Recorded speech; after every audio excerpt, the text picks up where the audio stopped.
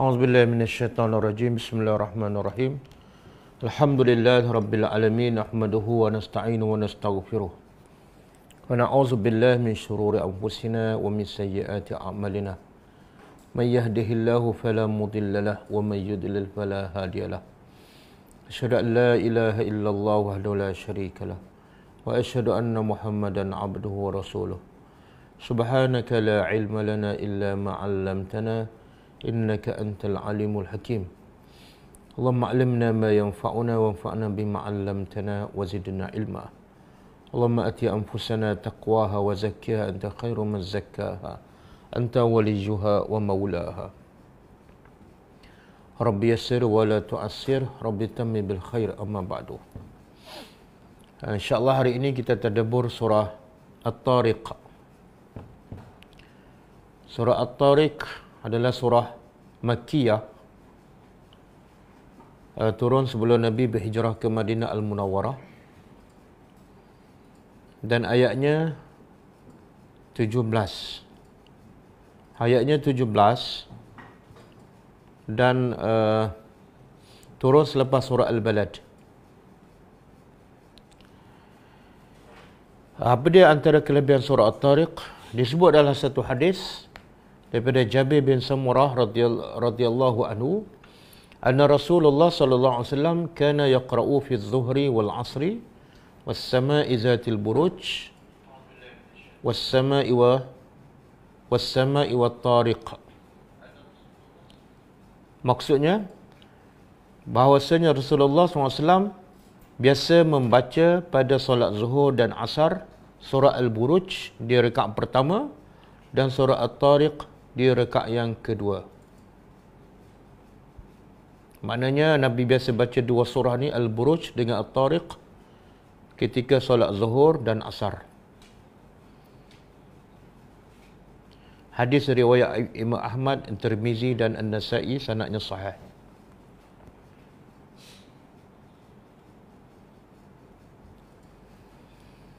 Okey, intipati surah At-Tariq ialah Allah nak bagi tahu tentang Allah tidak menciptakan manusia sia-sia. Ramai orang tahu Allah cipta manusia bukan sia-sia, tapi ramai yang tak perasan ataupun terlepas pandang ataupun sengaja melakukan perbuatan yang sia-sia. Jadi Allah nak sentiasa ingatkan dalam surah At-Tariq dan surah-surah yang lain bahawa aku tidak jadikan kamu sia-sia. Ada tanggungjawab dan semua apa yang keluar daripada mulut kamu, daripada tindakan anggota badan kamu, semuanya akan dicatat dan akan dihisab. Sebagaimana Allah sebut dalam surah Al-Mu'minun, afa hasibtum annama khalaqnakum abasan wa annakum ilayna la turja'un. Adakah kamu sangka annama khalaqnakum, sesungguhnya kami hanya ciptakan kamu abasa, sia-sia, main-main. Wa annakum ilayna la turja'un, dan kamu sangka bahawa kamu ni tidak kembali kepada aku. Adakah sepatutnya begitu? Jadi intipati surah At-Tariq ialah Allah nak ingatkan manusia bahawa Allah ciptakan manusia ada tujuan. Tujuannya sangat besar dan mulia, dan kebaikannya adalah untuk manusia juga, iaitu nak memastikan manusia mentaati Allah, beribadah kepadanya demi untuk mendapat kebahagiaan yang kekal abadi. Okey, kita tadabbur.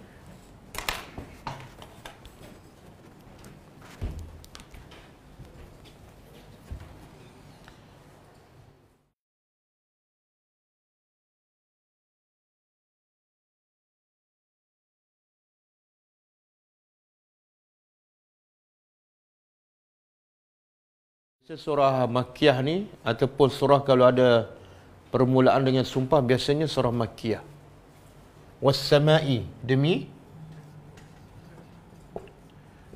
langit.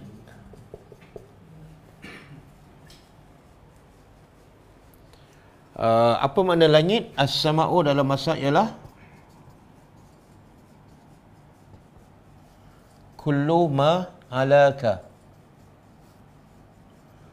Ini pengertian as-sama' dalam bahasa Arab. Iaitu kullu ma alaka.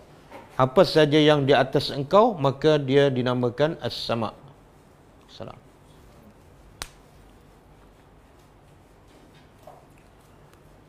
Sebab itu Allah kata wa anzalna minas sama'i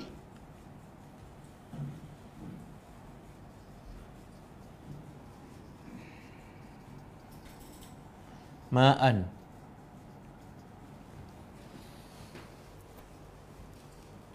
Allah beritahu wa anzalna, kami telah turunkan minas sama'i, daripada as-sama', air, ma'an, iaitu air hujan.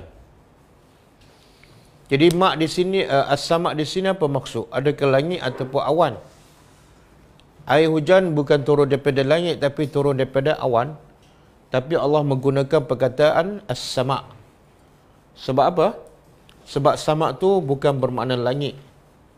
Asalnya bukan bermakna langit. Asal maknanya ialah kullu ma alaka, apa saja yang atas pada engkau, maka dia adalah sama'. Sama ada di langit ke, ataupun awan ke, ataupun apa-apa sahaja. Okey, jadi Allah bersumpah demi langit ataupun apa yang tinggi. Tapi di sini Allah bersumpah dengan makhluknya. Bila Allah bersumpah dengan makhluknya, sebenarnya mesejnya ialah Allah nak bagi tahu kebesarannya, kehebatannya. Kehebatan Allah ialah mencipta benda yang tinggi dan tidak ada tiang dan berlapis-lapis. Sebab itulah was-sama' ni kita nak terjemah apa yang tinggi pun betul, nak terjemah langit pun betul. Sebab langit adalah antara benda yang tinggi, bahkan langitlah makhluk Allah yang paling besar yang kita nampak dan yang paling menunjukkan kebesaran dan kehebatan Allah Subhanahu wa taala. Jadi bila Allah bersumpah, antara tujuan Allah nak perkenalkan dirinya, kehebatannya melalui apa dia? Ciptaannya. Maknanya kita kena berfikirlah. Daripada langit ni, bagaimana langit itu boleh dicipta, bagaimana langit itu boleh kekal daripada mula diciptakan sampai kiamat, tidak ada retak, tidak ada sengit. Itu menunjukkan kehebatan penciptanya. Yang kedua, Allah nak beritahu rahmat Allah. Melalui ciptaan itu ada rahmat Allah, iaitu daripada langit itu adanya matahari untuk memberi cahaya kepada manusia, dan daripada langit itu juga adanya bulan untuk memberi cahaya yang tidak secerah matahari supaya manusia dapat berehat dan tidur.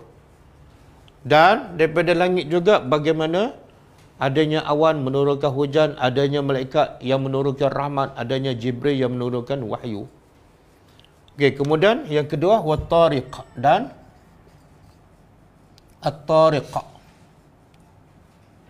At-tariq.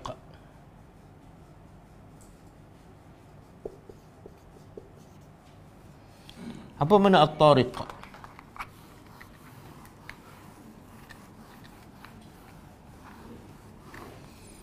At-tariq ni daripada perkataan at-tarqu. At-tarqu. Dalam bahasa Arab, at-tarqu makna dia ad-darbu asy-syadid.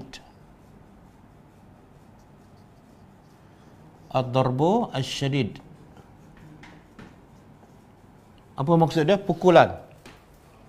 Jadi at-tarqu ialah at-darbu, pukulan asy-syadid yang kuat.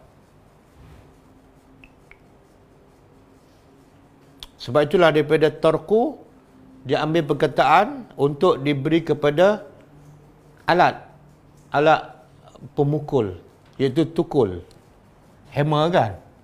Apa nama dia dalam bahasa Arab? Mitraqah.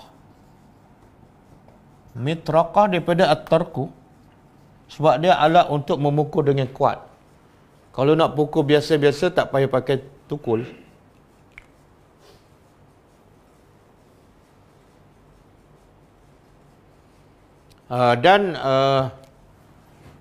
Dalam bahasa Arab kalau nak kata ketuk pintu, taraqa Muhammadun al-bab. Taraqa Muhammadun al-bab. Muhammad mengetuk pintu. Bila ketuk tu mesti kuat. Dan biasanya ketuk ni dalam masyarakat Arab lah, bila ketuk tu maknanya di waktu malam. Kenapa ketuk di waktu malam? Sebab siang ni biasa orang tak ketuk, sebab orang nampak. Kadang-kadang pintu terbuka kan, kita bagi salam pun cukup. Tapi bila malam tak nampak, kadang-kadang perlu pada ketuk. Bahkan ada satu hadis Nabi kata, jangan seseorang itu balik rumah mengetuk pintu rumahnya di waktu malam. Sebab apa? Boleh mengejutkan, boleh menimbulkan rasa kerisauan kepada isteri ataupun anaknya. Okey? Jadi at-tarku pukulan yang kuat ataupun ketukan yang kuat. Di dalam konteks ayat ni apa makna at-tariq? Apa makna at-tariq? Jangan terjemah sebab Allah nak bagi tahu sendiri. Sebab at-tariq ni dalam konteks ayat ni satu benda yang gaib. Bila benda gaib tidak ada siapa yang tahu walaupun Nabi Muhammad. Benda yang gaib tidak ada siapa yang tahu, tapi benda ni yang besar. Benda ni menunjukkan kehebatan Allah.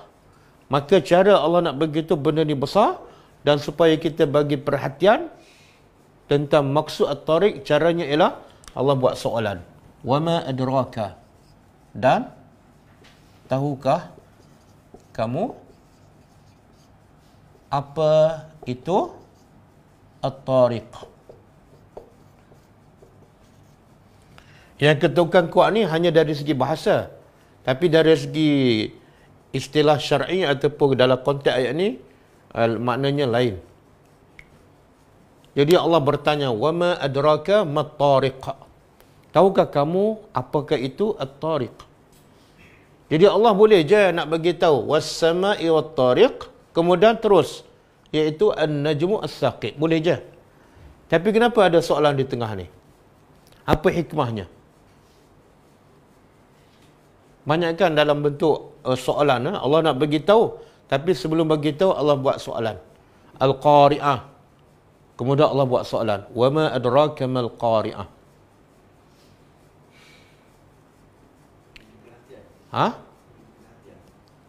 Kenapa Allah nak tarik perhatian? Kenapa? Benda tu besar, benda tu penting. Jadi kita boleh guna cara Al-Quran, bahasa Al-Quran untuk menyampaikan sesuatu kepada orang, apatah lagi yang kita nak sampaikan penting, iaitu dengan cara bertanya. Tahukah kamu apakah itu?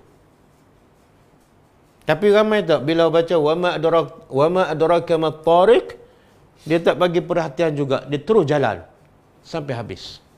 Makna dia tidak tadabbur dan dia tak akan dapat manfaat daripada Al-Quran. Okey. Di sini Allah bertanya dengan apa? Wama adraka. Wama adraka. Ada dalam Quran kita jumpa, ini kalau kita belajar bahasa Arab, ini fi'il madhi. Fi'il madhi. Past tense. Tapi ada dalam Quran, Allah bertanya dalam bentuk fi'il mudhari'. Wa ma yudrika. Ini dalam bentuk fi'il mudhari'. Apa makna mudhari'? Akan datang. Sentiasa. Ataupun sedang. Kan? Jadi apa beza ni? Kadang-kadang Allah tanya dalam bentuk fi'il madhi, kadang-kadang dalam bentuk fi'il mudhari'. Contoh apa di ayat ni? Wa ma yudrika la'alla as-sa'ata qarib.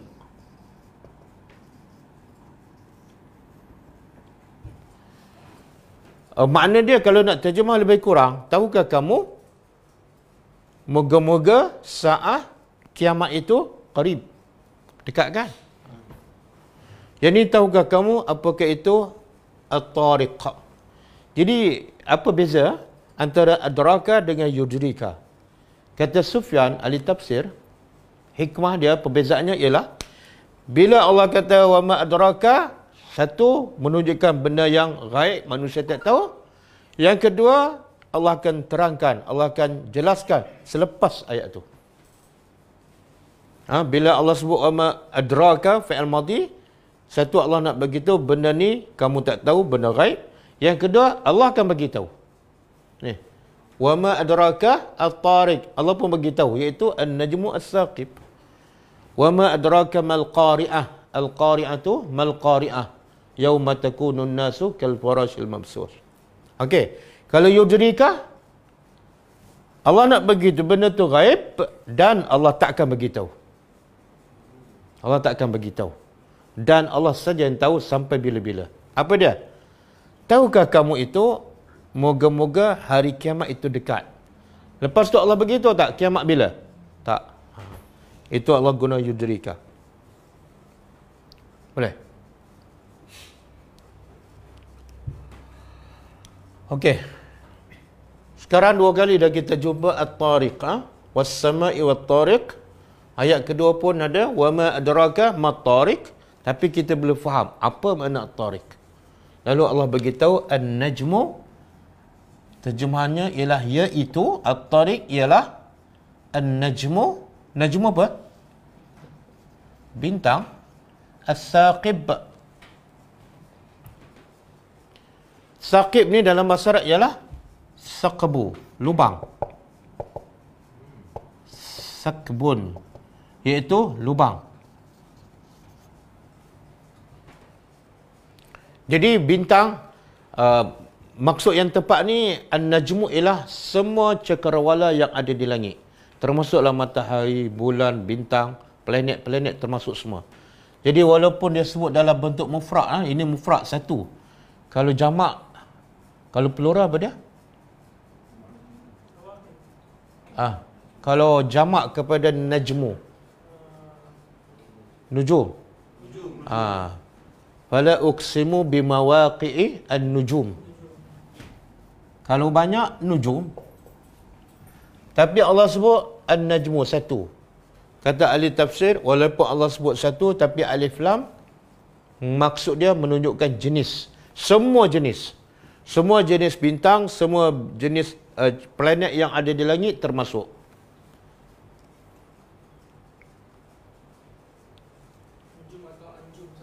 Anjum. Okey, saqib ni asal dia makna lubang. Lubang kan? Jadi bintang yang lubang. Saqib ni sifat bintang yang melubangi. Apa maksud dia? Dia lebih kepada bintang lah. Bintang ni bila muncul, siang ke malam? Jadi malam tu gelap. Bila gelap, bintang menembusi kegelapan dengan cahaya. Itu makna lubang. Bintang yang menembusi kegelapan malam dengan cahayanya.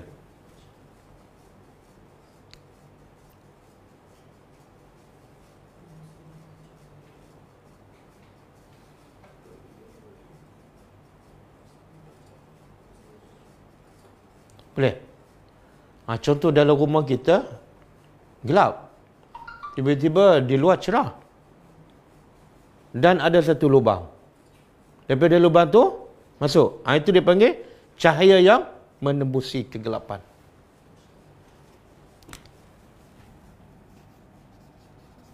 Menembusi.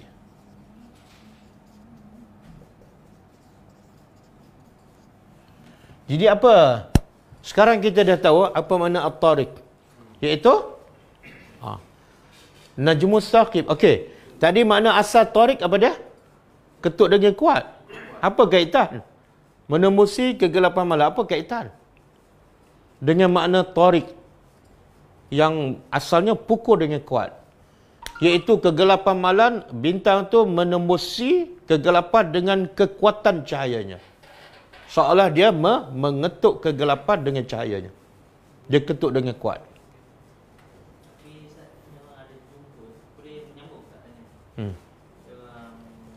Bintang yang dipanggil knocking star, dia boleh bunyi tek tek. Sekarang dia boleh jumpa je. Satu kurun terbaru ni, bintang dia ada bunyi tek tek tek. Dia panggil knocking star. Waktu malam lah. Masa dia orang topong malam-malam ada bunyi. Siapa yang dengar? Dia orang topong Kajian. Tak ada ahli tafsir mengatakan ada planet-planet yang bintang-bintang ke yang memang kita belum nampak, yang kita belum tahu. Yang kita tahu tu adalah hanya sebahagian. Jadi apa faedah ni Allah sebut An-Najmu As-Saqib?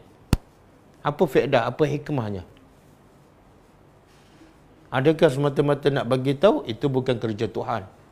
Sekadar nak cerita penglipu lara, bukan. Satu, Allah nak bagi tahu kehebatan Allah. Apa dah? Dalam kegelapan malam Allah boleh menerangi hanya dengan satu bintang pun boleh terang. Satu. Yang kedua, cahaya bintang dengan ke bumi, kita tahu tak jaraknya berapa jauh? Di antara planet semua ni, yang paling dekat dengan kita pada? Matahari ke, bulan ke, bintang ke? Yang paling dekat dengan kita? Bulan. Siapa yang belajar sains? Ada pendapat, saya dengar ceramah Dr. Salman. Dia kata yang paling dekat matahari. Tapi jarak matahari dengan bumi ni 150,000 million kilometer. Ini paling dekat. Sebab tu matahari ni sebenarnya lebih besar daripada bumi. Tapi kita nampak kecil. Kenapa? Dia semakin jauh semakin. Itulah kapal terbang kan, kita tengok kat atas kecil je. Tapi bila naik, besarnya. Banyak kosong pula. Sama juga bila kita tengok orang rumah besar kan. Bila kita naik kapal terbang pula, kecilnya rumah. Jadi jarak semakin jauh semakin kecil. Jadi kalau 150 million kilometer, tapi cahaya dia boleh sampai ke bumi, menunjukkan apa? Kehebatan Allah. Kita toslet kita cahaya boleh sampai berapa kilometer?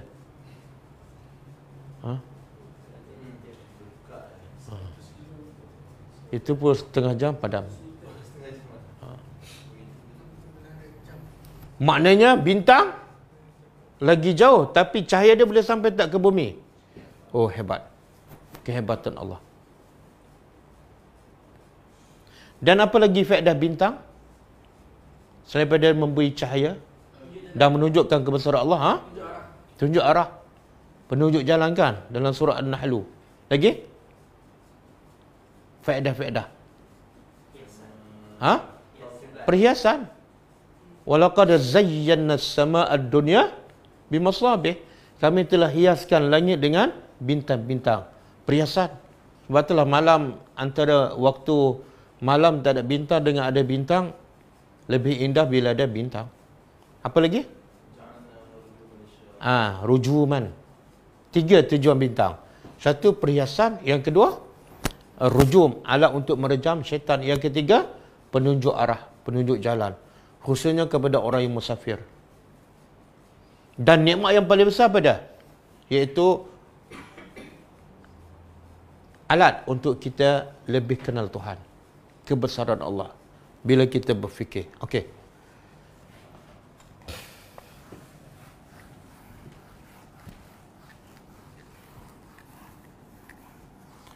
Kemudian, macam biasa kan, bila Allah bersumpah, ada mesej Allah nak bagi tahu. Ini belum apa-apa lagi ni. Ini baru bersumpah ni. Was-sama'i wat-tariq. Allah bersumpah dengan berapa ni? 2. Yang ni bukan bersumpah, ini huraian kepada at-tariq. 2 kan? Jadi apa yang Allah nak bagi tahu daripada sumpah ini ni? Macam wal asri, demi masa. Yang Allah nak bagi tahu apa? Innal insana lafi khusrin. Okey. Dalam surah ni, mesej yang Allah nak bagi tahu ialah in. In dalam bahasa Arab makna dia makna dia tidak. Kullu, setiap. Nafsin, jiwa. Tidaklah setiap jiwa. Lamma dalam bahasa Arab makna dia kecuali. Tidaklah setiap jiwa kecuali ke atasnya ada hafiz, ada penjaga. Jadi setiap jiwa, Allah kata tidak ada setiap jiwa mereka mesti ada hafiz. termasuklah para Nabi. Okey, sekarang kita nak faham. Siapa Al-Hafiz ni? Yang menjaga kita, siapa? Dia ada dua. Ada dua tafsiran. Satu, Allah. Wallahu khairul hafizin. Allah sebaik-baik penjaga. Pendapat kedua, malaikat. Dan tafsir yang paling rajih ialah malaikat. Sebenarnya malaikat jaga pun atas arahan Allah. Jadi yang menjalankan tugas menjaga manusia ialah malaikat. Okey. Kita nak faham pula, kalau yang menjaga adalah malaikat, malaikat jaga apa ni?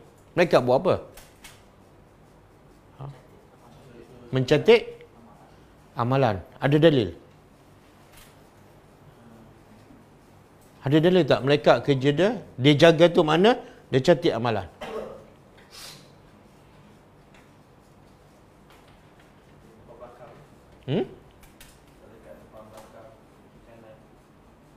Tak apa, kita nak tahu tugas malaikat yang jaga ni jaga apa sebenarnya. Kita nak tahu kan. Catat, menuliskan. Okey, dalilnya? Ada dalil tak? Malaikat tu kerja dia mencatat. Kiraman katibin ya'lamuna ma taf'alu. Surah apa? Surah Infitar. Wa inna 'alaikum lahafizin. Kiraman katibin. Kemudian ya'lamuna ma taf'alun. Surah Al-Infitar. Ayat 11, 12 dan 13. Tengok Quran mentafsir Al-Quran. Sana Allah tak sebut jaga apa? Apa tugas dia? Ayat surah Al-Infitar Allah jelaskan apa tugas malaikat yang menjaga kita. Cuba terjemah. Wa inna alaikum, sesungguhnya ke atas kamu adalah ada penjaga-penjaga. Penjaga-penjaga. Jadi berapa ramai ni? Kalau ikut ni ramailah hafizin. Hafizin jamak kan? Jadi bila kemudian Allah beritahu apa sifat malaikat yang menjaga kita ni? Satu, sifat dia kiram. Apa makna kiram?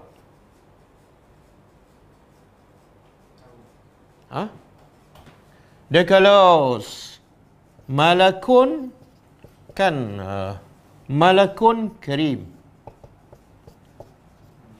Kalau malakun satu malaikat, sifat dia karim, mulia. Kalau malaikah kiramun. Jadi kiram dengan karim mana sama. Cuma karim seorang, kiram ramai. Kan sini hafizin. Bila hafizin sini kiram. Kalau seorang hafiz karim. Okey. Jadi sifat malaikat yang jaga kita yang pertama apa dah? Kiram. Kenapa Allah bagi itu kiram? Apa maksud kiram?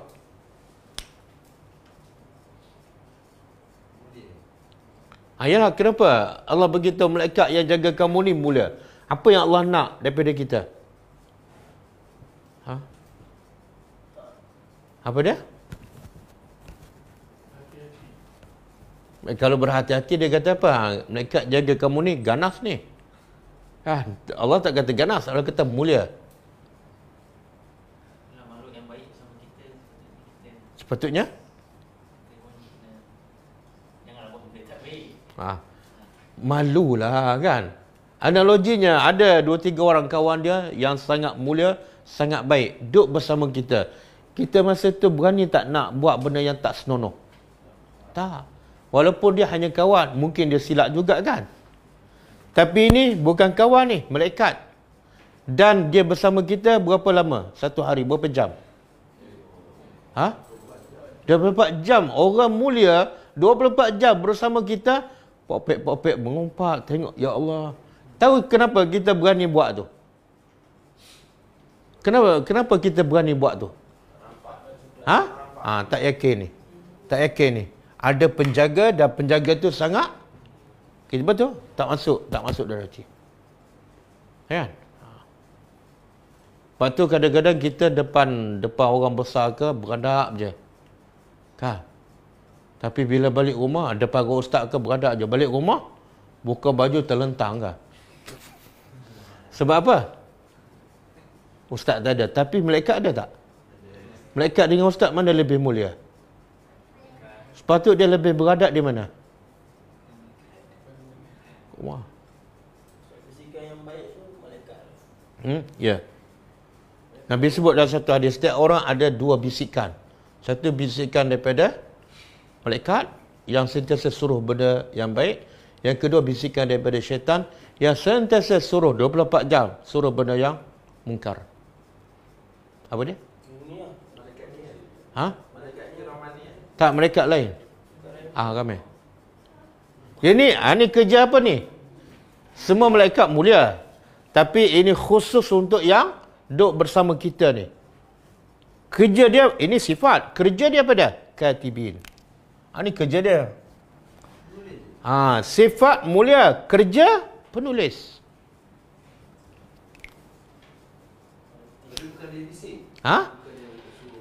Tak ada. Itu malaikat lain.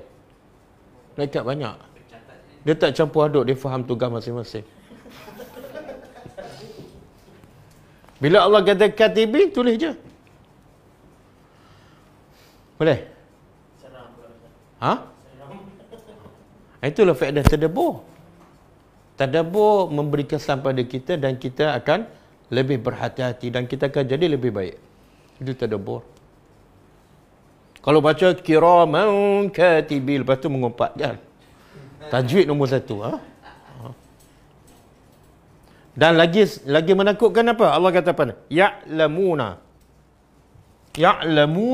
Mereka tahu apa yang kamu habis. Jadi nak sembunyi kat mana? Ustaz ada tak ada? Lain clear. Ni malaikat ada ni. Nak sembunyi mana? Bahkan dia tulis yang mana ni? Nabi sebut dalam satu hadis, man hamma bisayyi'ah falam ya'malha walam yaktub. Siapa yang berangan-angan, berazam nak buat kejahatan tapi tak jadi buat, malaikat tak tulis. Dan siapa berazam nak buat baik tapi tak buat, malaikat tulis dah. Tulis apa? Berdasarkan apa ni? Niat keazaman. Dah tulis dah. Ni dia tahu apa yang kita lakukan dan yang kita baru nak lakukan, baru berniat. Kalau kita berazam nak buat kejahatan, tiba-tiba tak buat, malaikat tulis tak? Tak. Jangan bagi tahu aku dah niat tapi tak buat, jangan tulis. Tak payah begitu, dia faham dah. Dan kalau kita berniat nak buat kebaikan dan kita buat pula, dia tulis apa? 10.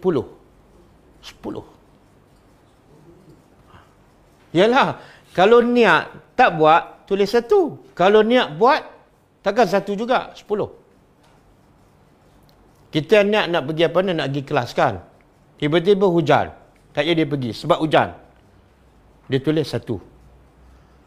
Tapi kita nak pergi kelas, kita pergi juga 10. Yang duduk dalam kelas lain pula. Itu baru pergi.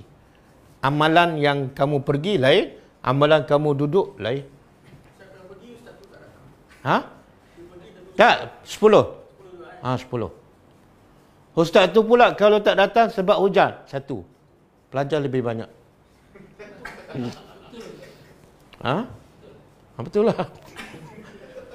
Kan Nabi kata, kalau dia berniat dan dia beramal, 10. Ustaz tak amal pun tak datang. Pelajar dah datang.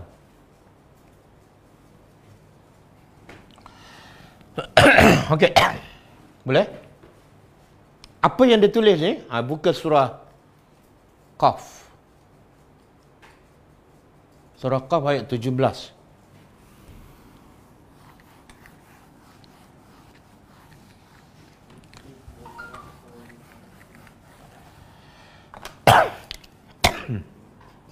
Is al-mutalaqqiyani.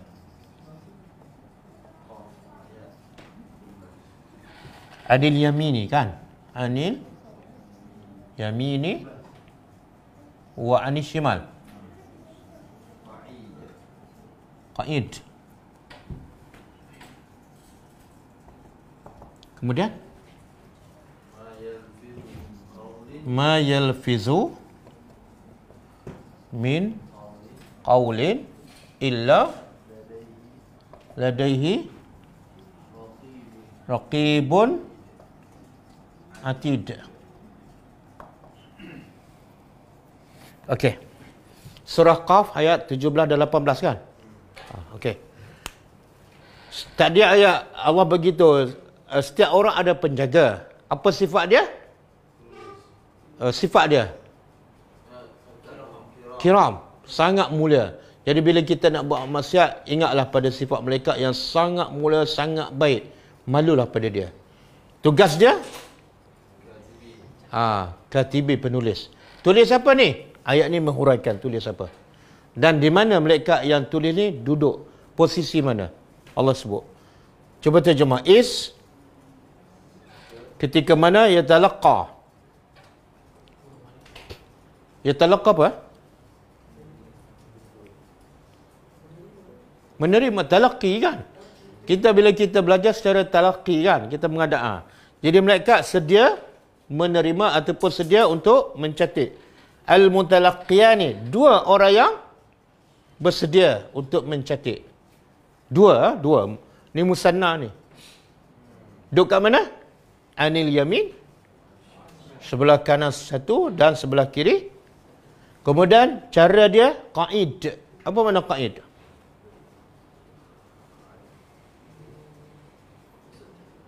Kalau qa'ada duduk. Kan? Qa'ada duduk. Kalau qu'udan kan? Allazina yazkurunallaha qiyaman wa qu'udan. Jadi malaikat tu Allah nak bagi tahu qa'id apa makna? Adakah malaikat duduk sebelah kanan duduk, sebelah kiri duduk? Tengok je kita. Pendapat paling kuat qa'id di sini ialah maksudnya malaikat tu sentiasa bersama kita, dia tak akan berjalan, tak akan beredar. Ikut. Pulau Mega pun dia sampai.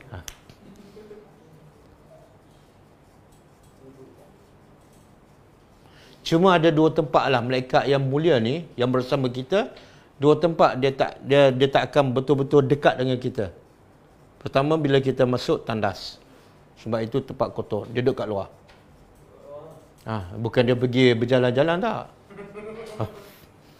Lepas tu yang kedua bila kita bersama suami isteri. Tapi dia tahu tak apa yang kita buat? Tahu. Allah dah sebut tadi kan, ya'lamuna ma taf'alu. Dia mesti tahu apa yang kita kerjakan. Okey. Jadi qa'id apa mana tadi? Sentiasa bersama. Kemudian ma yalfizu, apa yang ditulis? Ma yalfizu, tidak ada apa yang dilafazkan, dituturkan. Min qaulin, dari apa saja. Bahasa Arab qaulin nakirah kan. Bila nakirah menunjukkan apa? Apa saja perkataan.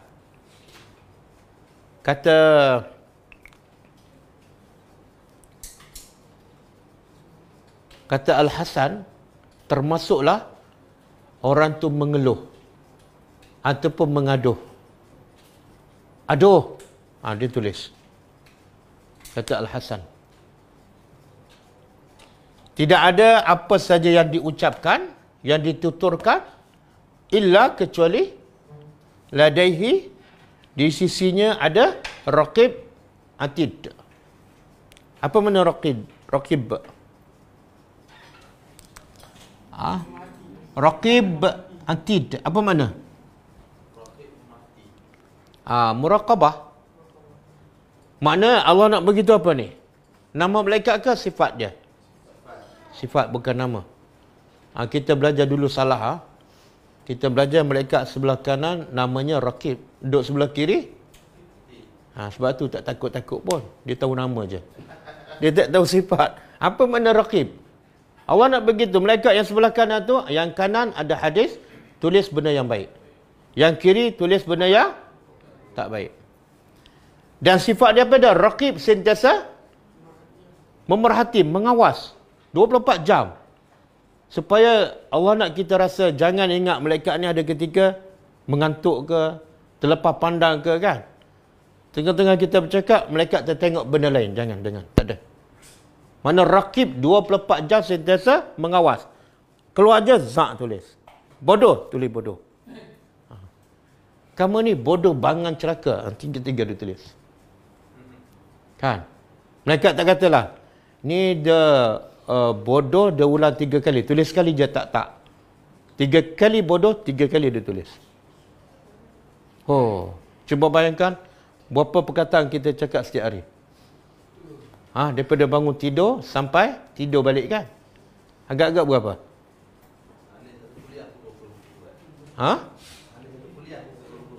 Yelah. Lepas tu daripada satu hari tu mungkin berpuluh ribu perkataan. Daripada puluh ribu tu, agak-agak yang baik berapa? Daripada puluh ribu tu. Berapa ayat keluar-keluar? Berapa hadis keluar? Berapa perkataan baik keluar? Berapa perkataan sia-sia keluar? Kan? Kita boleh muhasabah diri. Dalam satu hari ni, yang aku cakap sia-sia mungkin 80%. Kan? Saya pernah ceritakan Imam Ahmad bin Hanbal ketika dia sakit, ada seorang anak murid Tawus pergi ziarah dia. Jadi bila dia ziarah Imam Ahmad bin Hanbal yang sedang sakit, Imam Ahmad tu aduh. Jadi anak murid kepada Tawus beritahu, guru aku iaitu Tawus pesan, dia mengatakan maksud ayat ni tidak ada satu pun perkataan yang dituturkan melainkan mereka akan catat. Guru aku kata termasuklah mengeluh ataupun mengadu pun dicatat. Aduh, dia tulis aduh. Oh, sakit belakangnya, tulis sakit belakang. Lepas Imam Ahmad dengar nasihat tu, lepas pada tu langsung dia tak mengaduh sampai dia mati. Kenapa? Sebab dia tak nak rekod amalan dia ada perkataan walaupun tak haram, tapi sia-sia. Kalau kita sebut aduh dapat pahala tak? Tak. Sakit je, alhamdulillah dapat pahala.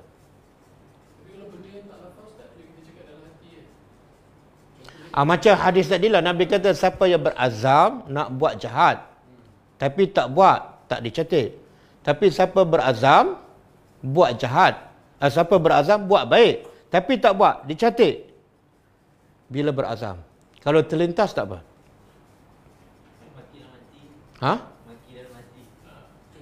Dia maki ke terlintas? Maki terlintas ke maki betul-betul berazam? Dah macam ni. Terlintas ni dia datang terus kita tak layan. Tapi kalau kita makikan bodoh, tak istighfar pun, itu dicatat. Dia ni 3 kali dah aku tengok, memang bodoh betul lah, confirm. Tapi tak cakap. Itu dicatat. Sebab ada amalan dalam bentuk hati. Ada amalan dalam bentuk hati seperti dengki. Dengki dalam hati. Sangka buruk dalam hati. Itu catat tu. Soalan dia, malaikat tahu tak apa dalam hati? Malaikat tak tahu, tapi Allah yang akan bagi tahu. Allah yang akan bagi tahu. Oh. Kita pergi berdakwahkan, lepas tu niat dalam hati, balik ni aku nak tidur betul-betul qada kan. Catat tak?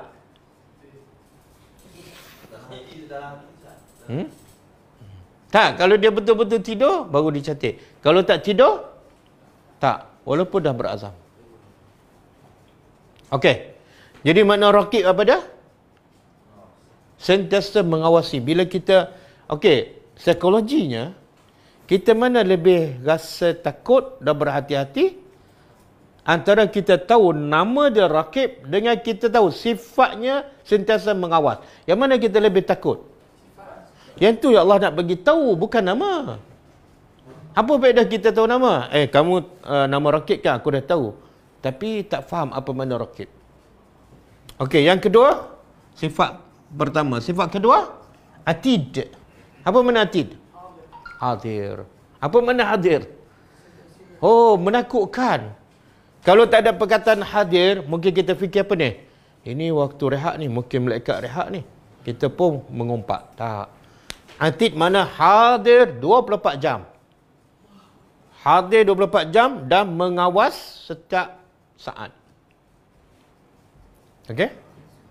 Jadi sekali lagi saya sebut, Raqib bukan nama malaikat, Atid pun bukan nama malaikat.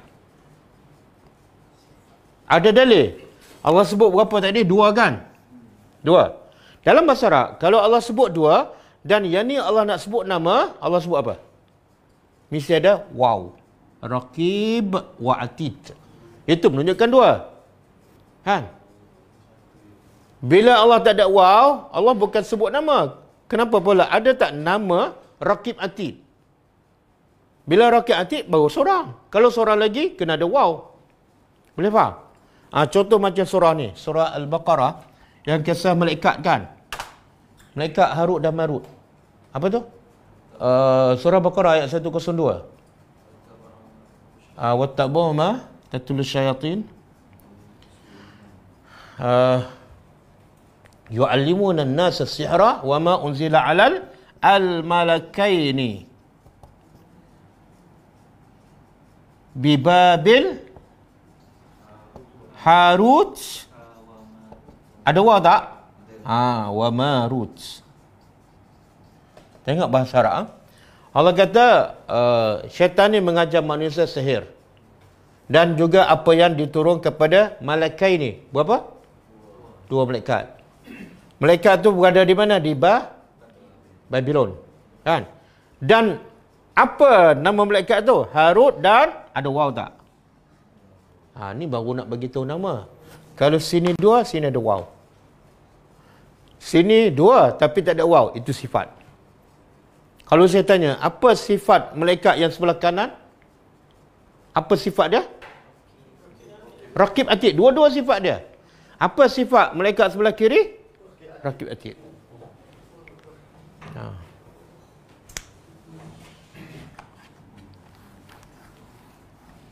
Okey. Jadi sekarang kita dapat faham yang menjaga malaikat. Tugasnya apa tadi? Mencatatkan kebaikan dan keburukan. Mana posisi dia? Kanan dan kiri. Okey, depan belakang ada tak? Ada. Itu nama apa pula? Kemudian yang depan belakang ni kerja apa pula? Yang kanan kiri dah mencatat, yang depan belakang? Jaga keselamatan. Jaga apa? Langkah. Ada dalil.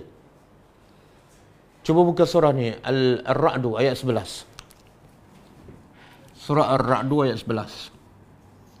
Lahu mu'aqibatun.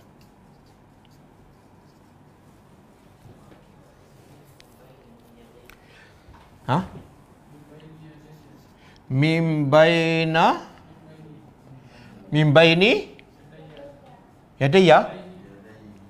yadayhi. Kemudian yadayhi. Kemudian wa min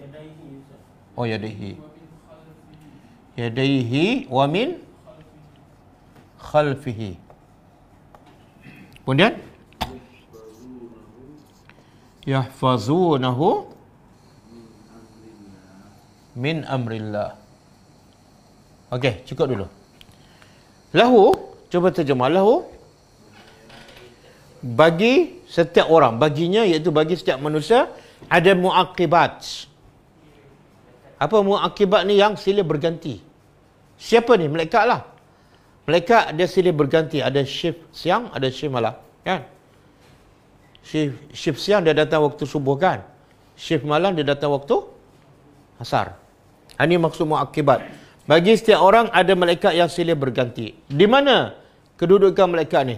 Min baina yadayhi, di hadapan. Tadi kanan kiri. Satu lagi, wa min khalfi, dan di belakangnya. Apa tugas dia? Yahfazunahu. Hafiz.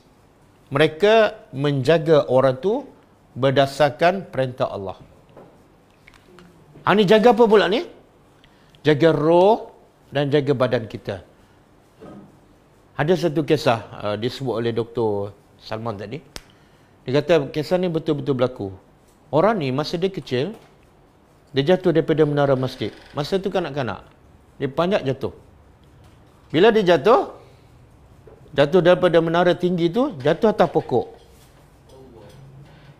Kemudian bila jatuh atas pokok, dia berbot pada dahan. Dahan tu pula patah, dah jatuh atas pasir. Dia pun bangun berjalan. Selamat. Malaikat jaga. Dan orang yang sama, ketika umur 70 tahun, dia pakai tongkat. Bila pakai tongkat tu, dia nak turun tangga, tergelincir tongkat, dia terjatuh, mati. Malaikat tak jaga. Sebab apa? Dah sampai ajal. Ada hadis. Bila sampai ajal, malaikat lepas tangan dah. Boleh? Yang tadi, masa 7 tahun, belum sampai ajal, malaikat jaga. Kan? Kadang-kadang ada lubang kat depan kan. Kita berjalan je, tiba-tiba terperasan. Siapa bagi kita perasan? Malaikat. Yang kata, nasib baik mata aku cerah. Ha? Tak. Dia sebenarnya malaikat akan jaga berdasarkan keimanan kita lah. Dia hanya membantu. Asasnya kita. Ya. Kadang-kadang kita baca zikir kan. Kita baca zikir apa ni? La ilaha illallah wahdahu la syarikalah lahul mulku wa lahul hamdu wa huwa ala kulli syai'in qadir. 100 kali pagi kan. Nabi kata apa? Zikir tu jadi pendinding, penghalang daripada kita diganggu syaitan daripada pagi sampai. Itu zikir. Jadi malaikat ni membantu. Okey? Yang naik subuh dengan asar tu kan? Ini muakibat. Yang Nabi kata bila malaikat naik hantar report manusia kepada Tuhan waktu asar, Allah tanyakan malaikat, masa kamu naik itu apa hamba-Ku sedang lakukan? Kata malaikat, aku turun pagi dia beribadat, dan bila aku nak tukar shift petang, dia pun sedang solat beribadat. Maka Allah kata, bagilah berita gembira kepadanya bahawa dia adalah orang yang dijaga oleh Allah Subhanahu Wa Taala. Sebab tu 2 waktu ni kena jaga ni. Sebab tu ada zikir pagi dan petang. Supaya waktu tu, waktu pertukaran shift, rekod amalan kita cantik. Yang kiri kanan tu tak pergi mana-mana. Itu tak tahu ada shift ke tak. Nanti saya check.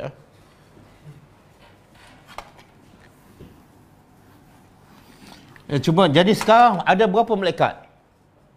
4. Cuba bayangkan kalau kita fikirkan. Ada 4 orang escort kita kan. Perhati apa kita buat, apa kita tengok. Apa jadi pada kita? Kita macam lebih baik pada malaikat tu. Nak tengok, tunduk, nak dengar pun. Tangan apa, semua jaga. Tapi sebenarnya itulah. Tapi tak berlaku sebab apa? Sebab Allah jadikan malaikat tak nampak. Jadi mana lebih baik? Allah bagi malaikat nampak ke tak nampak? Tak nampak menyebabkan kita tak perasan, buat dosa je. Kalau nampak, apa kebaikannya? Semua orang baik dan kebanyakan akan jadi munafik. Akhirnya kita bukan takut pada Allah, takut. Kenapa tak mengumpat ni? Malaikat ada sebelah. Bukan kerana Allah. Satu. Yang kedua, kalau malaikat Allah bagi nampak 4, kita hidup tak akan bebas. Rasa stres. Nak pergi mana, nak melancong, tak payahlah. Malaikat ikut juga. Okey. Jadi Allah tu maha bijak. Allah jadikan malaikat tak nampak. Okey, boleh? Fal yang zuri. Lepas tu Allah kata apa? Fal yang zuri. Okey, saya nak tanya, apa kaitan Allah bersumpah dengan langit, dengan bintang yang menembusi kegelapan malam dengan cahaya, dengan ayat ni? Iaitu tidak ada setiap jiwa melainkan ada penjaga. Apa kaitan? Ini dia kena berfikir. Ada kaitan tak?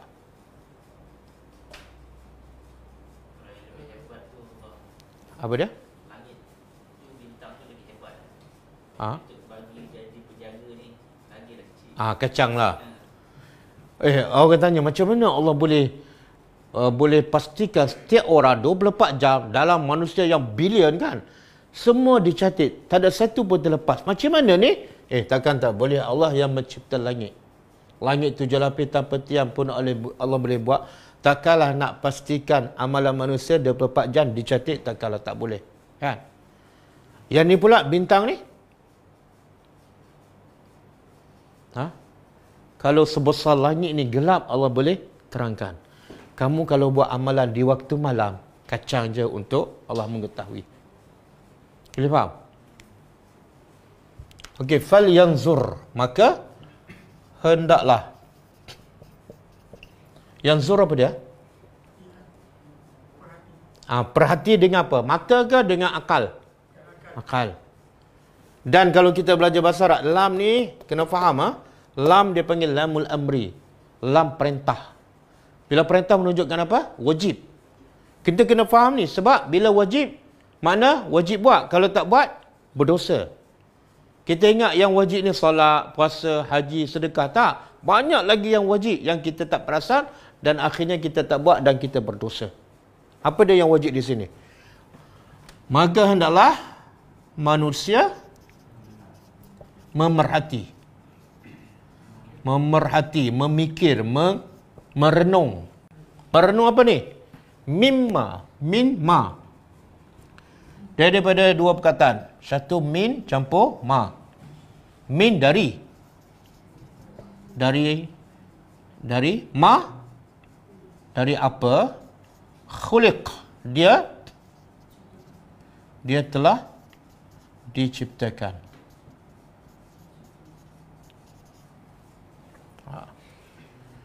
Jadi apa yang Allah perintah di sini? Apa yang wajib?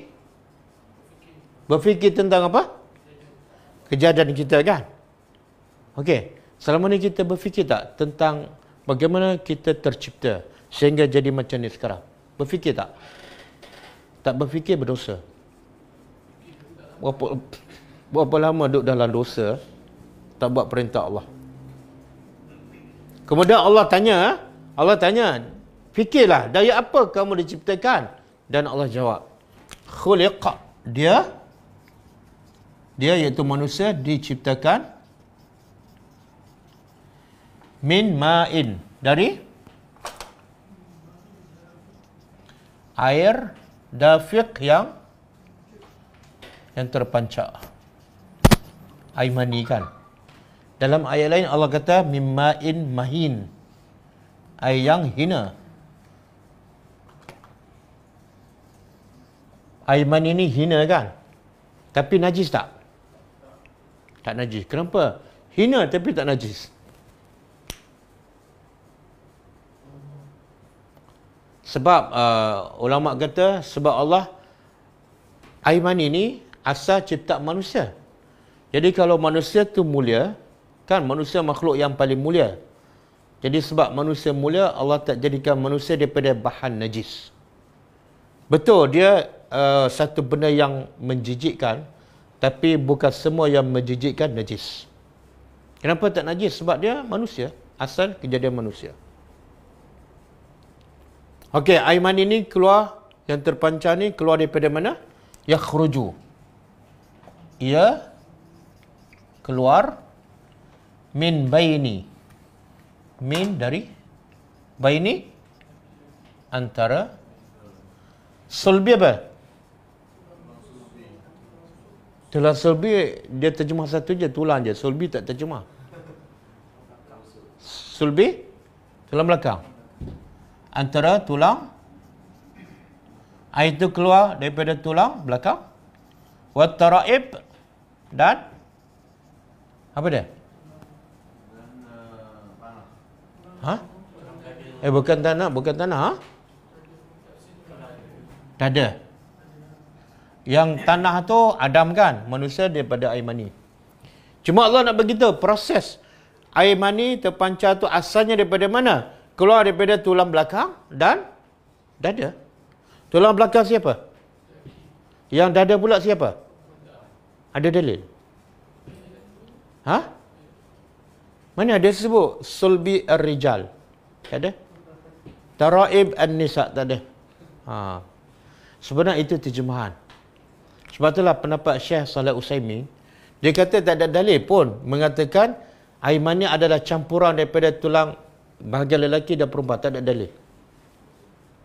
Bila tak ada dalil, air mani itu daripada lelaki, maknanya daripada tulang belakang lelaki dan daripada dada lelaki juga.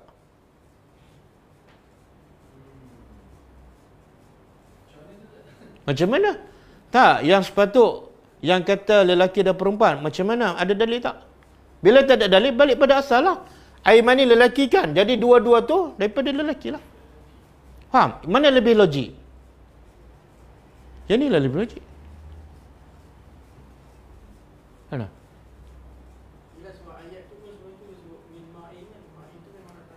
Ya. Okey. Jadi sebenarnya apa yang Allah suruh kita berfikir kan? Berfikir tentang apa? Asal kejadian kita iaitu daripada air mani yang hina. Jadi bila Allah suruh kita berfikir, Allah nak kita daripada berfikir tu sampai pada satu natijah, satu hasil, satu solusi. Allah nak apa sebenarnya daripada berfikir ni?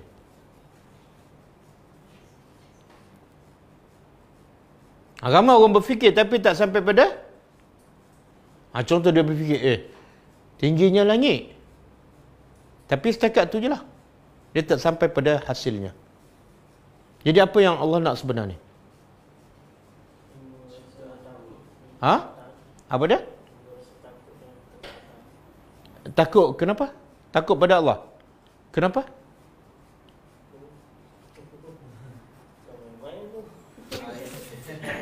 Yalah, ya Allah suruh fikir asal kejadian kamu ni daripada apa?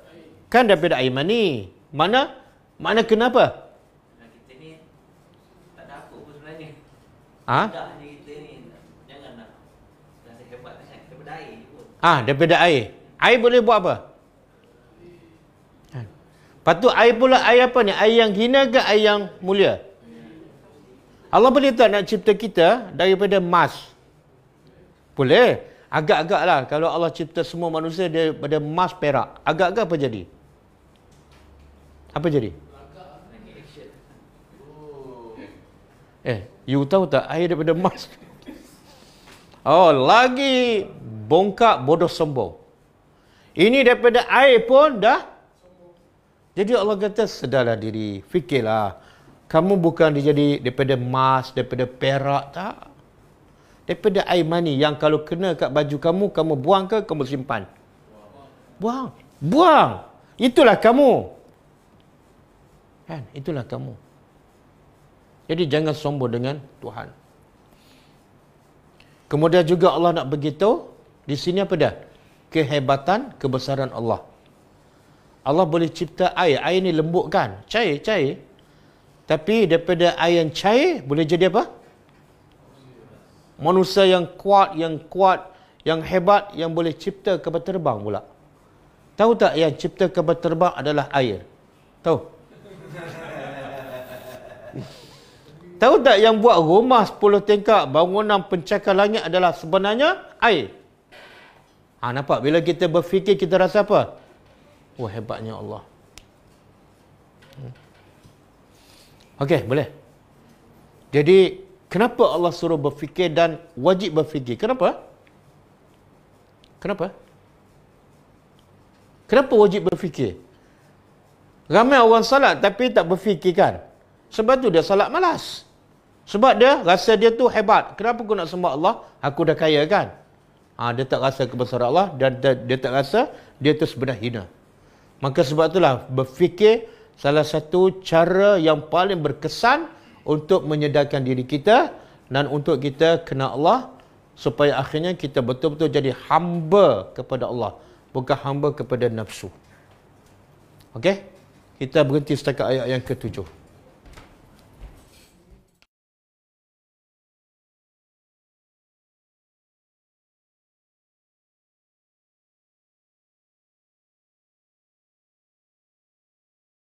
Kalau kita nak suruh orang lihat pun, kita tak kata raw. Betul. Kita kata unzur.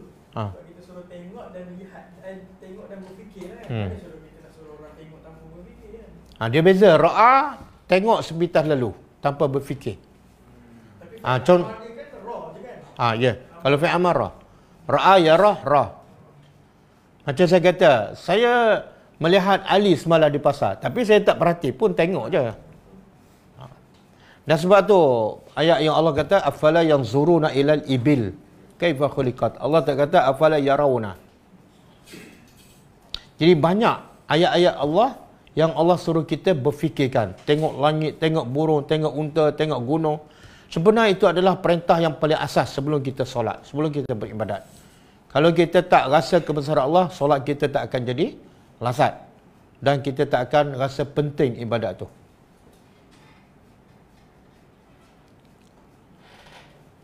Apa soalan ni?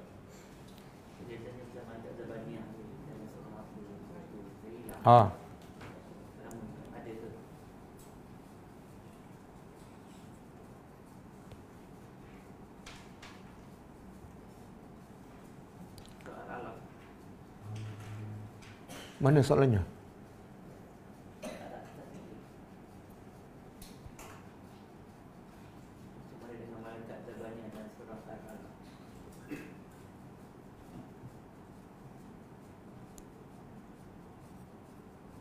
Jadi soalannya apa? Pasal apa? Macam mana? Tak, sifat.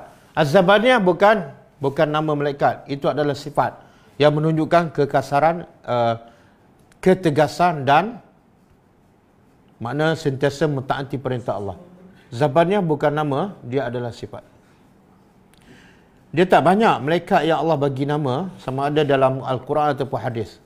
Ya Allah bagi nama Jibril, Mikail, Israfil, Harut, Marut dalam Quran, Munkar Nakir, Malik yang menjaga syurga, Ridwan yang menjaga neraka. Malik jaga neraka, Ridwan yang menjaga syurga. Yang Israfil ada, yang Israel tak ada. Israel malaikat apa? Yang cabut nyawa kan? Bila Israel datang memanggil. Jadi itu pun tidak ada dalam hadis. Yang Allah sebut hanya malakul maut. Mana soalan ni? Ustaz, sifat malaikat itu boleh baca apa dalam fikiran kita dan hati kita ataupun tak boleh? Mereka mencatat hanya yang zahir saja. Yang dalam hati manusia itu termasuk ilmu Allah. Okey. Malaikat tak tahu. Semua makhluk tak tahu benda yang gaib. Termasuk dalam hati manusia, fikiran manusia. Nabi yang paling mulia, bahkan lebih mulia daripada malaikat Jibril, pun Nabi tak tahu apa dalam kepala para sahabat. Apa dalam hati orang munafik, Nabi tak tahu. Kecuali Allah yang beritahu. Begitu juga malaikat yang akan mencatat ni, dia tak akan tahu apa dalam fikiran kita, kecuali Allah beritahu. Contoh macam hadis tadi kan, Nabi kata siapa yang berazam untuk buat kebaikan tapi tak buat, malaikat catat. Sedang kita tak buat lagi, malaikat tak nampak apa perbuatan kita. Hanya keazaman dalam hati, Allah beritahu. Bolehkah diucapkan selamat hari Krismas kepada bukan Islam? Pendapat paling kuat tidak boleh, sebab hari Krismas adalah perayaan agama. Tidak boleh. Baca je doa, semoga kamu diberi hidayah ataupun kebaikan. Lepas tu sebut dalam braket hidayah. Apakah qarin?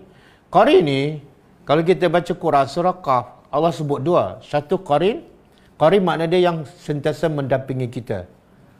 Dan dalam surah Qaf Allah kata qarin juga adalah syaitan, qarin juga adalah malaikat, sebab dua-dua mendampingi manusia. Dalam ayat ni Allah kata wa man ya'shu an zikrir rahmani nuqayyid lahu syaitanan fa huwa lahu qarin. Siapa yang berpaling daripada peringatan kepada aku akan hantar seekor syaitan kepadanya sehingga syaitan menjadi qarin.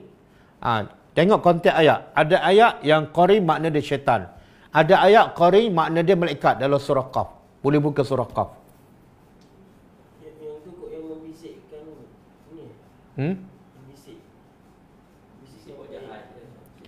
Oh, tak pasti. Qari malaikat ni yang membisikkan ataupun yang lain. Tapi yang makna qari ialah yang sentiasa mendampingi kita. Malaikat duduk kat kita dia biar syaitan. Ha? Dia tak boleh halang. Kan manusia diberi pilihan. Manusia hidup adalah ujian. Bila syarat nak diuji mesti apa? Syarat nak diuji mesti ada kebebasan. Kalau syaitan nak kacau, malaikat pun tepis. Mana kita pun tak buat kejahatan bukan sebab kehendak kita, tapi sebab dihalau oleh, tak boleh. Malaikat tak kacau. Bila kita nak buat jahat, itu usaha kita tanggung sendiri. Cuma malaikat ni hanya bisik je, beritahu, pujuk. Syaitan pun pujuk. Sebab tu syaitan kata di akhirat besok apa dia? Fala talumuni walumu anfusakum. Jangan kamu kutuk aku. Jangan cela aku, tapi celalah diri kamu sebab yang buat keputusan kamu. Aku hanya pujuk sahaja.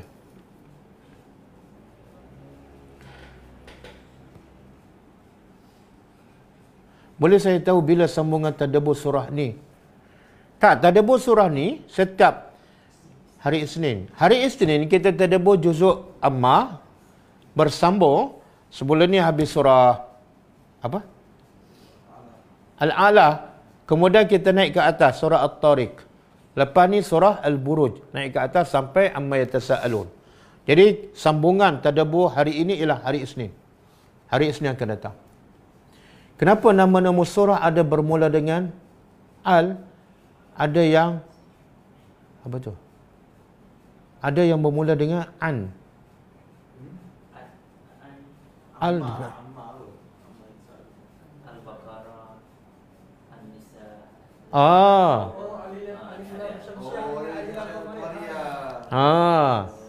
Ada surah nama dia Al-Baqarah. Mana itu alif lam syamsiah. Al-Qamariyah. Ada surah, nama surah ialah alif lam syamsiah seperti bukan. Surah Asy-Syams. Jadi nak menjawab soalan tu, dia sebenarnya soalan tu tak relevan. Sebab yang bagi nama surah tu Allah. Jadi Allah bagi surah, nama surah berdasarkan perkataan. Ada perkataan alif lam syamsiah, maka sebut Asy-Syams.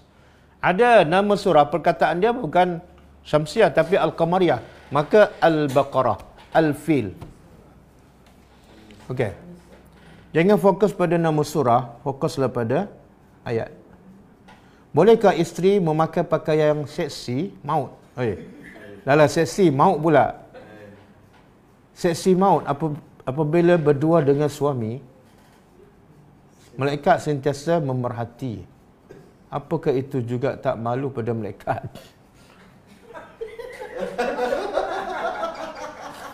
Saya pun malu nak jawab.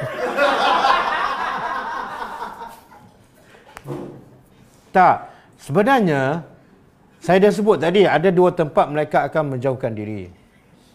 Satu ketika berada dalam tandas. Malaikat tak akan ikut masuk. Yang kedua, bila suami bersama isteri ataupun sebaliknya, malaikat akan menjauhkan diri. Tapi tak jauh sangatlah. Jadi tak payahlah malu. Malaikat bukan nak tengok badan kita. Malaikat nak tengok apa dalam hati kita.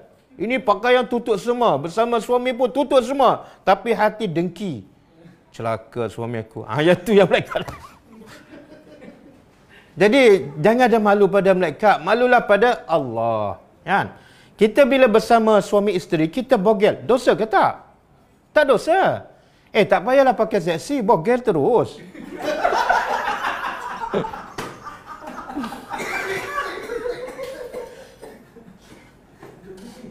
Jangan malu pada malaikat.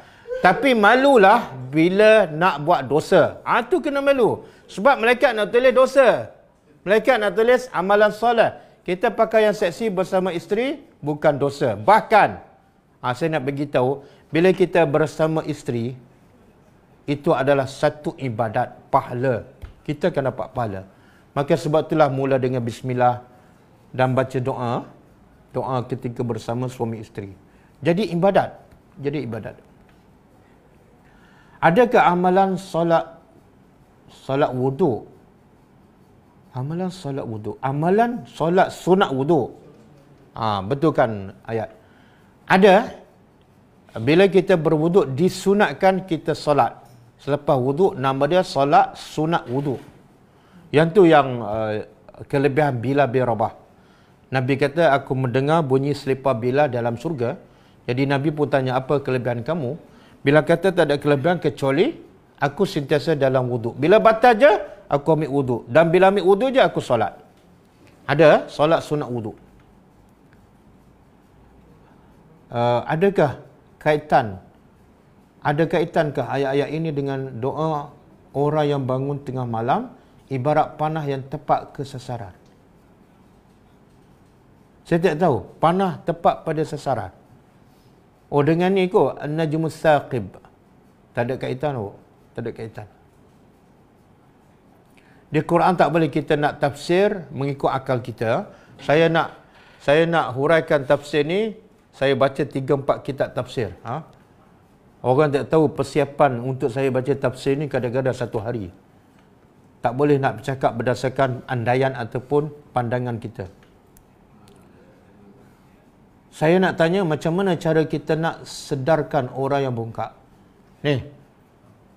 Falyanzuril insana mimma khuliqa mimma'in dafiq. Suruh dia baca ayat ni. Ataupun bagi rakaman. Apa nak bongkak sangat? Kamu daripada air mani, kan? Kamu daripada air mani, makna air. Lepas tu yang kedua, air yang hina. Yang ketiga, kamu sebenarnya tak ada apa-apa lah.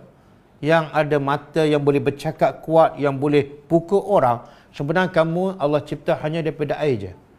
Jadi Allah nak matikan kamu, Allah nak cederakan kamu bila-bila masa Allah mampu. Jadi apa nak disombongkan? Lepas ni kita masuk mati kan? Bila mati, semua orang masuk dalam tanah. Apa bongkaknya? Kalau kamu bongkak, mati, jangan masuk dalam tanah. Duduk atas tanah lah sampai bila-bila. Bagaimana pula bahagian atas dan bawah kita? Siapa yang menjaga? Cukuplah tumpak tu. Yang Allah sebut depan, belakang, kanan, kiri. Cukup. Kita kalau 2 pun dah menakutkan. 4 lagi menakutkan. Kadang-kadang bila kita tengah buat ibadat malam, ada terbau wangi. Adakah itu malaikat? Tak, cek suami kita dulu. Mungkin suami kita pakai minyak wangi sebelum tidur. Tak ada hadis. Bila bau wangi waktu malam itu daripada malaikat. Tidak ada hadis. Apakah buku sifat salat Nabi yang sahih? Buku sifat salat Nabi yang sahih banyak di pasaran. Salah satu yang ditulis oleh Ustaz Abdul Mu'in. Kita ada buku tu. Ataupun boleh cari dalam kitab Syarah Bulughul Maram, dia sebut cara salat Nabi berdasarkan hadis yang sahih. Kita ada ilmu.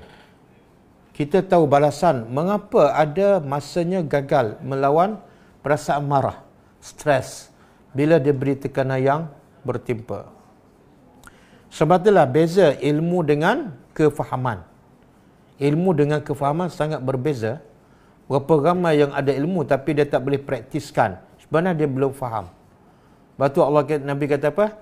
Ma yuridillahu bi khairan yufaqihu fid din. Siapa yang Allah nak dia jadi baik sampai dia boleh kontrol marah dia. Apa Allah bagi pada orang ni?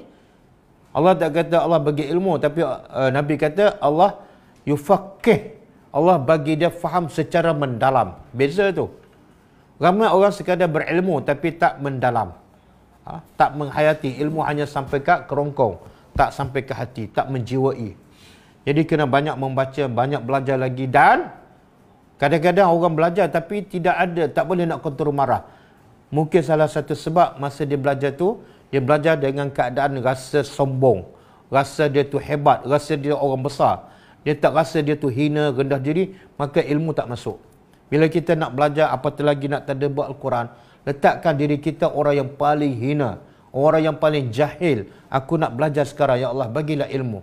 InsyaAllah dengan perasaan itu, ilmu akan masuk dalam hati dan akan mengubah kehidupan kita. Setiap musibah yang kita hadapi telah dicatat sebelum kita lahirkan, ya Ustaz. Okey. Sebab itulah ulama mengatakan catatan amalan berlaku beberapa peringkat. Pertama, Allah catat semua amalan kita yang kita akan buat masa di Lauh Mahfuz lagi. Sebelum kita lahir, bahkan sebelum Allah cipta langit dan bumi 50,000 tahun Allah dah catat. Itu catatan pertama. Catatan kedua ialah bila kita betul-betul buat. Sebab tu ulama kata yang catatan pertama tak ada balasan apa-apa. Sebab apa? Belum buat. Catatan kedua ialah bila kita betul-betul buat. Ini yang kita belajar ni. Kiraman katibin. Catatan ini yang akan kita terima balasannya. Kalau baik, baiklah. Kalau jahat, balasan buruk.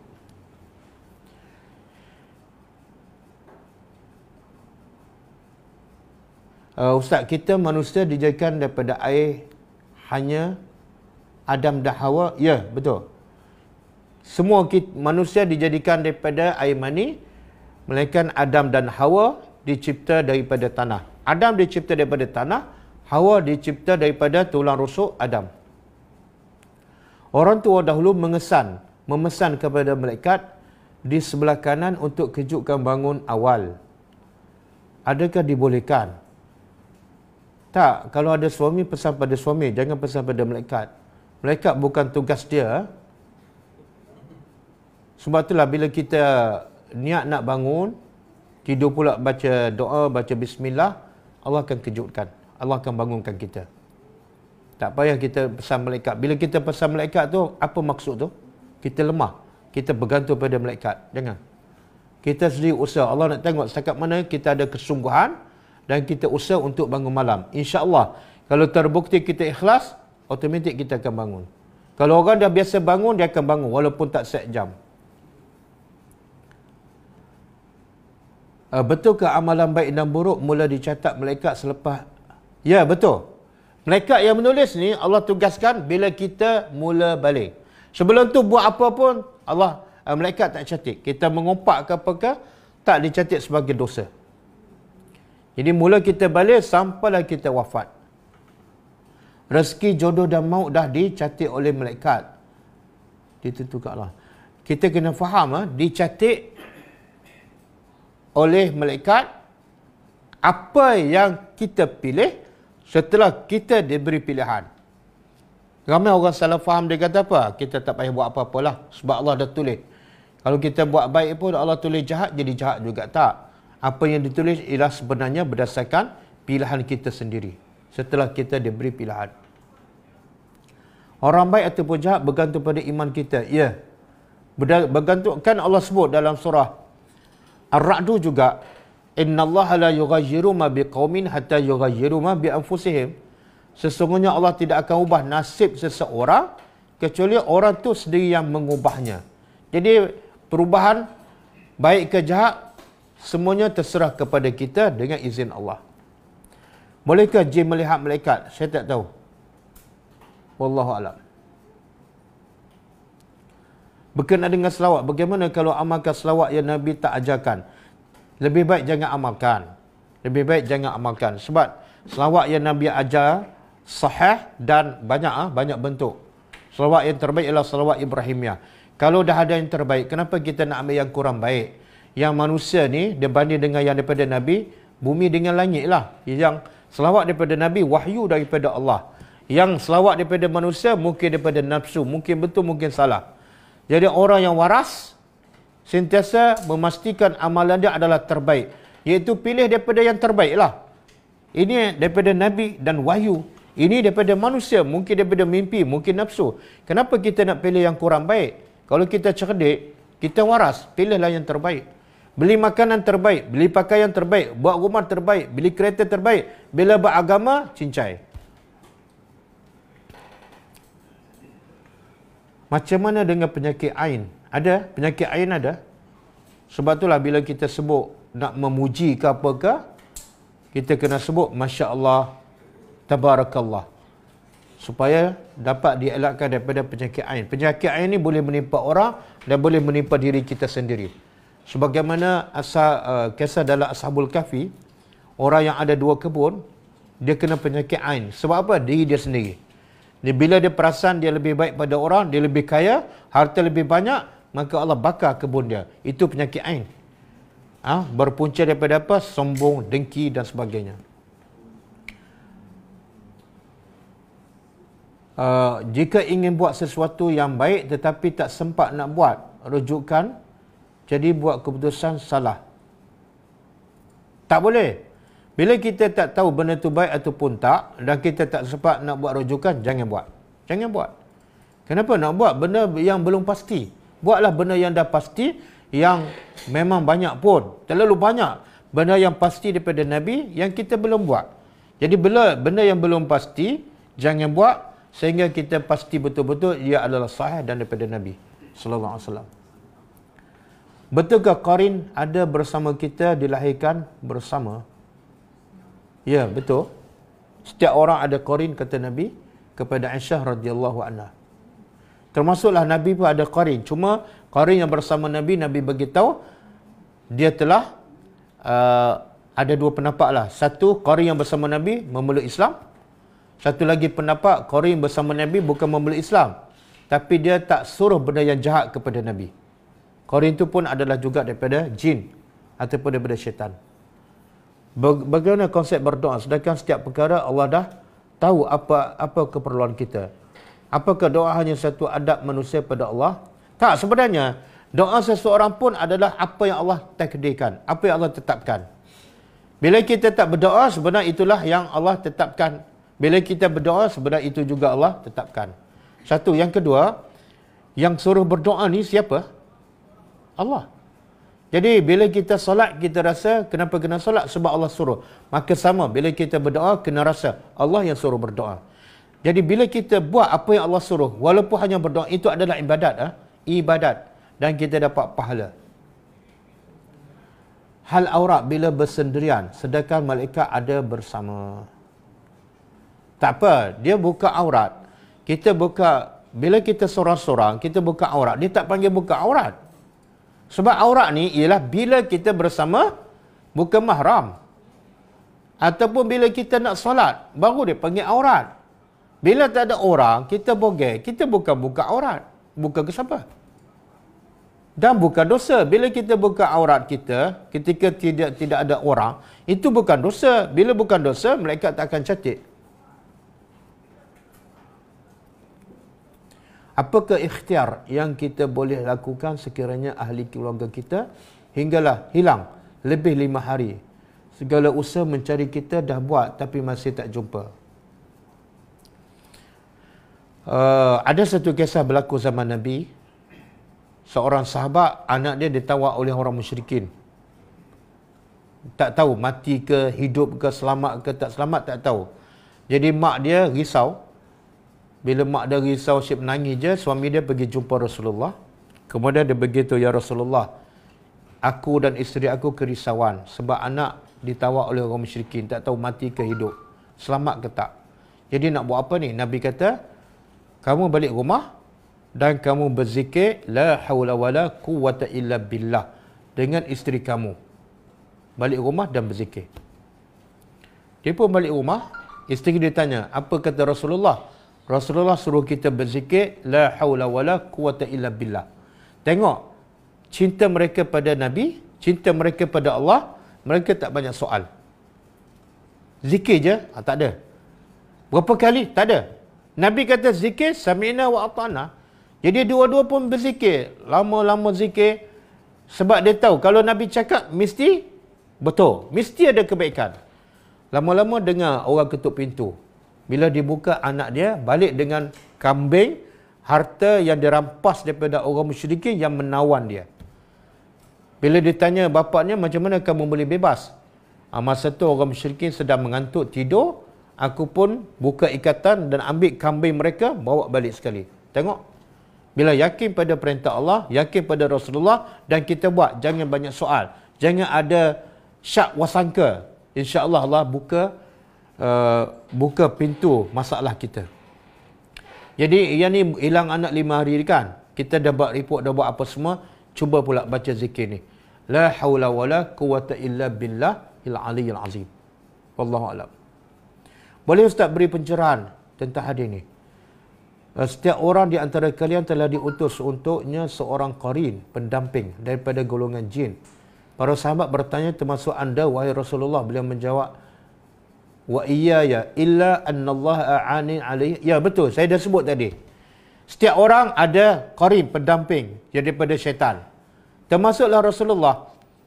Cuma Rasulullah beritahu, qarin yang bersama aku fa aslama.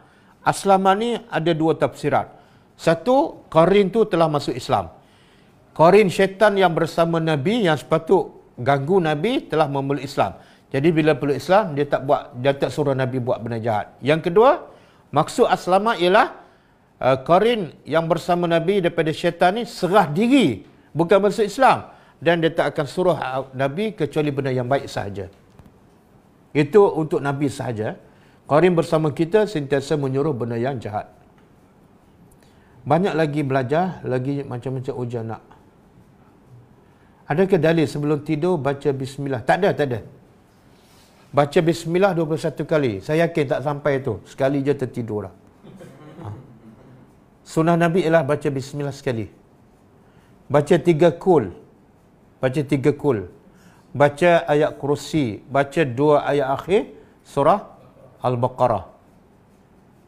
Apa lagi? Allah makini min azabika yauma tab'asu ibadika. 3 kali.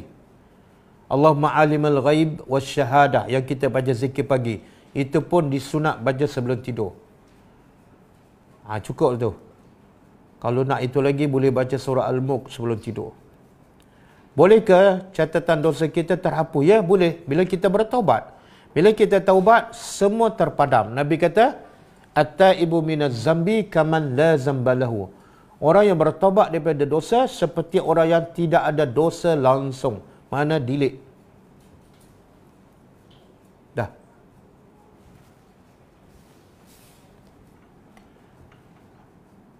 Kadang kita keliru. Kita menangis sebab dengar orang baca Quran. Ini dah tanya ni. Bagaimana nak beza? Tak. Kalau kita menangis sebab dengar orang baca Quran tapi kita tak faham, dia mungkin betul, mungkin salah. Mungkin kita ditipu oleh syaitan, syok sendiri kan. Ataupun mungkin betul, kita dengar orang baca Quran, kita menangis. Sebab apa? Sebab sedih, tak faham. Okey, betul. Tapi kalau kita dengar orang baca Quran, kita tak faham, tapi menangis. Lepas tu tak buat apa-apa, itu bisikan syaitan. Macam mana kita menangis benda yang kita tak faham?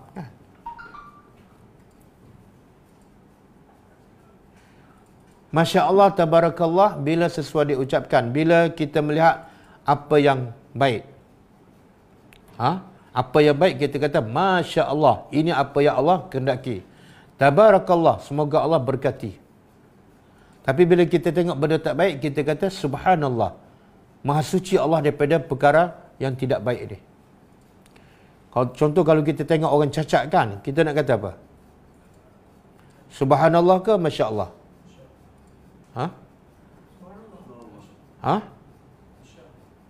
Masya Allah ke Subhanallah? Tengok orang OKU, 2 tangan tak ada, 2 kaki tak ada. Masya Allah ke Subhanallah?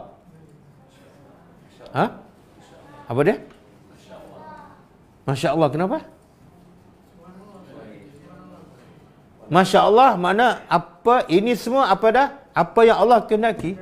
Jangan kata Subhanallah. Kalau Subhanallah, Maha suci Allah daripada dia. Seolah dia sendiri nak cacat, bukan? Masya Allah. Kalau tengok mak rempit,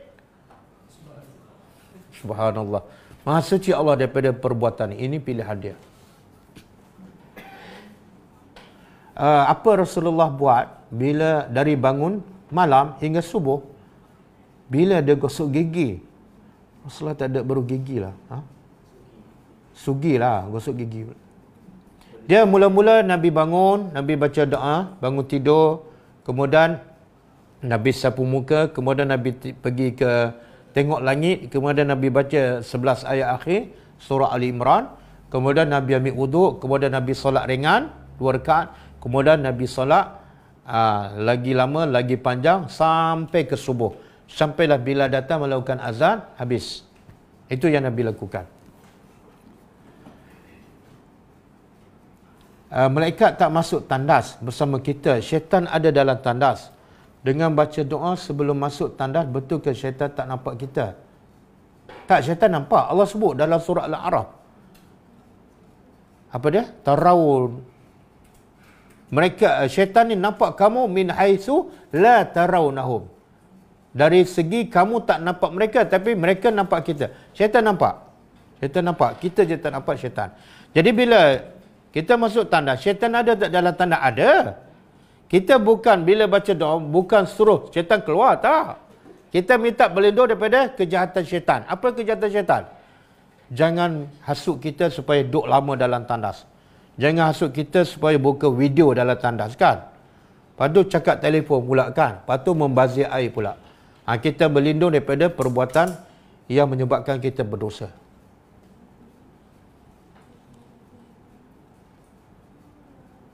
Bagaimana cara untuk mengajak orang tua untuk yakin dengan Al-Quran?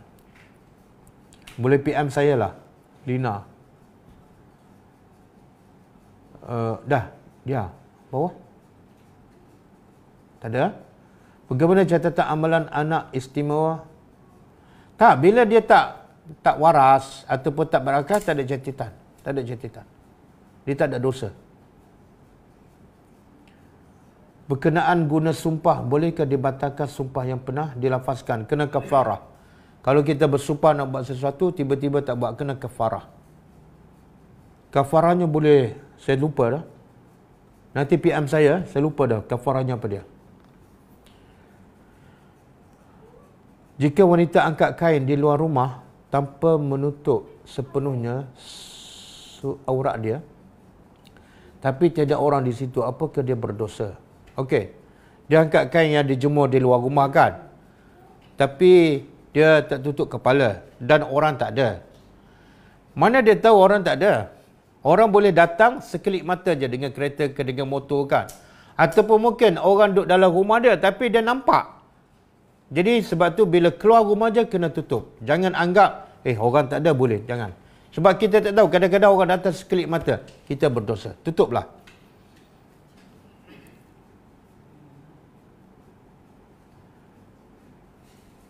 Dah. Okey? Cukuplah soalan? Siapa yang belum dijawab soalan boleh PM saya. Kelas kita seterusnya ialah besok pukul 10.30, insya-Allah. Dan kita tutup dengan membaca tasbih kafarah. Subhanakallahumma wa bihamdika asyhadu an la ilaha illa anta astaghfiruka wa atubu ilaik. Assalamualaikum warahmatullahi wabarakatuh.